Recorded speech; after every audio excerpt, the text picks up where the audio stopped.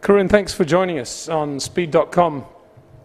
We are now in October, the month that there is going to be an Indian round of the Formula One World Championship. Can you believe it? No, to be honest. I mean, I never imagined in my lifetime we'd have a Formula One race in India. It's incredible. I mean, especially that it's a private group of people who've done it. You know, it's hugely ambitious for any. I mean, as you know, to host an F1 race isn't cheap and it's not easy. Yeah, I think I'll only fully believe it, I think, on probably the Friday of the race weekend when we see cars roll out the pit lane. Well, I don't want to say there have been any horror stories at all, but we all know and love India and Indians and the way they go about doing things. We saw the Commonwealth Games had a few ups and downs. Yeah. What is the reality of the hiccups we're seeing at the moment? There's a bit of talk about the tax issue. You mentioned the fact that the government isn't full square behind the race at the moment. Yeah, I mean, the tax issue I don't fully understand. And in fact, I've exchanged some emails with some of the other drivers and the GPDA, and we've all sort of been discussing it because but everyone seems to have just read about it on the internet. I asked some of the other drivers, I said, do you actually have a letter saying, you know, certain things? Because then perhaps I could speak to somebody locally and get some advice. And nobody seems to know, so I wonder, I don't know if it's just internet rumor or what's going on, so I don't fully know about it. As I said before, I mean, there's been a few issues about visas and things like that, but as you know, Peter, we're quite famous with organized chaos. But ultimately, you know, even the Commonwealth Games, don't forget the Commonwealth Games was a government project, and therefore there's a lot of red tapeism and a lot of layers of officials and levels you need to go through. Here, you know, the JP group, Samir Gaur is so hands-on. I was at the circuit on Monday, just last week, and straight after Singapore I went for a couple of days. And, you know, when I arrived at the site, I went to the circuit site, and I looked around. They told me, you know, I asked for the boss, and they said, oh, he's not in his office. And I sort of looked around for where he was, and he was sitting in the grandstand overseeing all the building work happening while on his BlackBerry doing his emails. But he's literally physically sat in the grandstand overseeing, you know, the hospitality boxes being cleaned, overseeing the wiring being done in Charlie Whiting's office, and the painting of the curbs and the white lines that was being done on track. You know, he's fully hands-on as a one-man band in that respect. Yeah, I think in terms of construction, it's tight, but it'll be done on time for sure.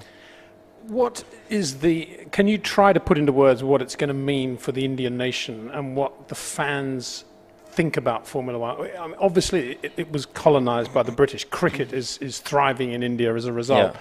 What has been the attitude to Formula One, and what is likely to happen? I think there's a different scenario in India compared to places like Bahrain and Turkey or China, for example, where we went to, where there was no knowledge of F1. You know, when you go to those countries, I remember China last year. We were in a hotel, and there was us at Hispania, there was Red Bull, and there was I think 4 F1 teams there. And we'd stayed there from a Tuesday till Monday. And when I went to check out, the bloke at reception said, "Oh, are you all part of a group?" I mean, we'd been there a week for the Chinese Grand Prix. He's got 4 F1 teams there, hundreds of people, and he had no idea that we were there for a Grand Prix. Whereas in India, there's a massive amount of hype already. I mean, the press are fully behind it. I'm really glad to see that they've been behind the race and supporting it. And therefore, when the press report about it, the public read about it, and they see it on TV. So I think we've got a ready-made fan base. You know, you look at the TV figures, and I was talking to somebody at Star Sports, who's the broadcaster, the other day, and they say since 1999, till now, if you take the last 12 years, it's gone up 71% in India. We're up to 25 to 27 million viewers per race, which is a colossal number. I mean, if you think about it, that's the UK, Spain, France, and Germany combined, which is, I know we start with 1.2 billion, so it's not a fair comparison, but it's still a good number. Yeah, but 1.4 billion in China, and only 2 million are watching races in China. So there is a quantum shift for a start. Karun, let's talk a little bit about you and your background. Your dad raced. He loves racing. He's an FIA official now. He's been an integral part of this race, I guess, from the start. Yep. But for a young Indian to be on the threshold of Formula One as you are, with this Grand Prix coming, what a moment for you. It's fantastic to, I mean, I always dreamt of of racing in Formula One. And I guess when you're a kid growing up or you're a racing driver coming through the ranks, you always have to believe in the dream. So in many ways, I sort of believed in the dream of me being in F1 more than I believed in F1 coming to India. So I think now, as you said, being on with the possibility of them both meeting is certainly very special, but I take nothing for granted. And as I said, I think I'll only believe it if it happens on the Friday of the race weekend. What was it like for you as a kid with your dad? He raced some nice cars. Yeah. I believe he had an Elio De Angelis Chevron, F2 Chevron, which I actually saw Elio driving, so I know how nice that car was. Yeah, I mean, I think it's funny, in India, family businesses are a big thing, and I suppose this is ours. My grandfather actually sort of founded motorsport in India, I think, in many ways. He founded the ASN, the Federation of Motorsports Clubs of India, which Vijay Mallya is now the chairman, and my dad is the president of. He used to race Jaguar E-types against the Maharajas and the British back in the day, because don't forget, this was straight after independence, and there was still a lot of Brits left over from the era then. And my dad's been racing since the early 70s. He won the Himalayan Rally, I think, in 86 or 85. He raced single-seaters all over India and Sri Lanka. So yeah, it's sort of a family thing. But it's funny for me. Our family are quite different to typical Indian families. They never pushed us as kids to do a certain thing or be a certain way or behave or say a certain things. We were always left to do what we wanted. My brother, for example, as you know, has no interest in motorsport. He's a cricketer at club level and does his own thing. But for me, weekends off or any time off school meant going racing or rallying with my dad. That's what I grew up with.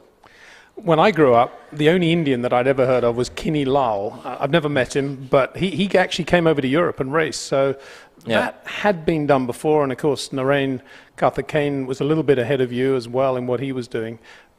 What was it like for you? How tough was it for you to make the break to Europe? It's extremely tough. I think, people sort of underestimate how difficult it is when you're coming from a country where the sport just doesn't exist, or exists in very, very small pockets and nowhere close to the level that you're trying to operate at in Europe. Again, I was fortunate because my family was in the business. My father knew a lot of people in motorsport in Europe, people like Anthony Hyatt, Boyo at R now, and Trevor Carlin, Martin Stone, and all these people who were not necessarily in F1, but in a motorsport world, and they were able to sort of guide us along on what was the right path to follow.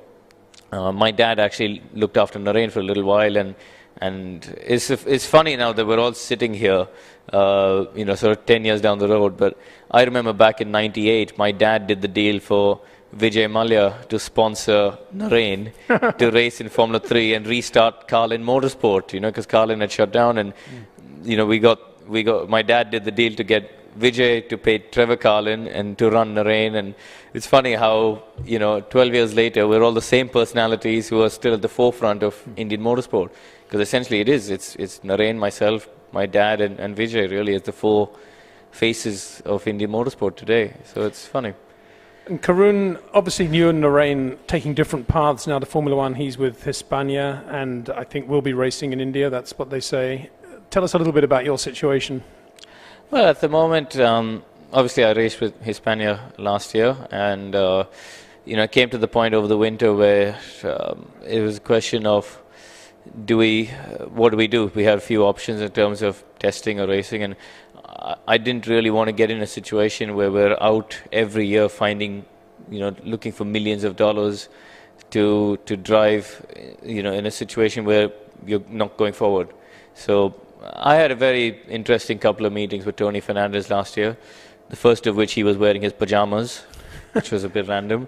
But and we talked about things, and we shared a sort of common view of how we want to promote Asia as a region and promote Asian talent, and he does that across the board. You look at MotoGP or cycling or badminton or squash, whatever. Tony's quite into that, and now football as well.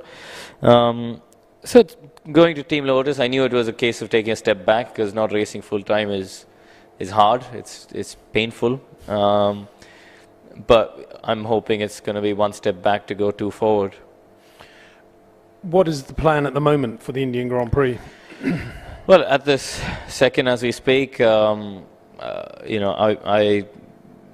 no confirmation of what's going on. I think Tony's said it on a few occasions how he would dearly love to see me race in India. I think even today's papers I read something about it. He's done an interview somewhere in the papers in India, and he's told me as well. But at the end of the day, I don't want to be in a situation where I'm forced upon a team of people just because the boss wants me there. I want to be in a team where they want me there, and therefore you earn their respect, and they're happy to work with you. And that's why it's been really good to do the Friday sessions, and I got to do a race in Germany, and that was a lot to do with earning internal respect amongst the team, and I think they were quite pleased with the job I did to get straight in it, never driving the car on slick tires and on the Pirellis before, never doing any pre-season testing.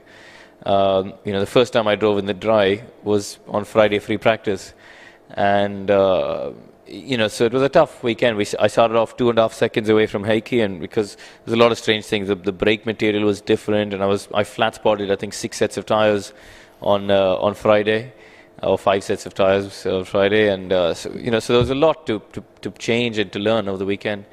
And I think I did a reasonable job. Team seemed happy. The simulator program I've been doing has been pretty good. And again, it's all been good to earn internal respect. So we'll see if that's enough. And where did you, in your own mind, tyre for tyre, fuel level for fuel level, where did you end up relative to Heikki in Germany in lap time? I think in qualifying I was 8/10 away. But it would have been nice to have had another run on option tyres really in free practice. Matching my 2 laps together, I had 4/10 in one and 4/10 in the other because there was a few things. So it's just one of those things. So I think Tony said to me before qualifying, he said if you get within a second of Heikki under the circumstances, I'll be really pleased with that. And I got 8/10, so I think he was quite pleased. Certainly in Europe, Karun, we look at India and we see the cricket going on, and we see a massive amount of money coming into sports sponsorship, more than perhaps we've ever seen before, certainly in India in terms of that sector. How long before that happens in Formula One? How long before the floodgates open? Indeed, will they open? I think there's already a growing amount of interest, but I think there's 2 things. One is people always in India, they want to see how the first year goes a little bit. So they sort of hold back a little bit just to make sure that the first race happens and all goes. But I think as we go closer and closer to the date, there's so much sponsorship activation happening in India. It's unbelievable. I think Lewis and McLaren were there doing I think they're doing 4 road shows in total. Red Bull have just done 2, I think. Every team is doing a massive amount of sponsorship activation out there. And therefore, that's generating interest amongst local sponsors saying, look, because there does need to be an education process of how a sponsor can leverage motorsport. How can they truly get brand value out of it? It's not just a sticker on the car. Those days are gone. Today, it's about business to business. It's about really trying to maximize anything you get out of it. And we're seeing more Indian companies involved in F1. You see there's one that's just done a deal with Sauber, Amul. You see, I think Virgin Racing have a deal with an IT company. Tata obviously involved. JK Tyres are involved with myself, and with Narain they've got Speed. So there's a number of companies that are getting interested, and I think it's I don't think it's going to be to the same level as cricket in my lifetime. I think cricket will never be overtaken in India. But I think that there is potential. Very good luck for the race. But more importantly, very good luck for 2012 in getting the regular race driver that you deserve. Thank you very much. Thanks very much, Karun. Thanks.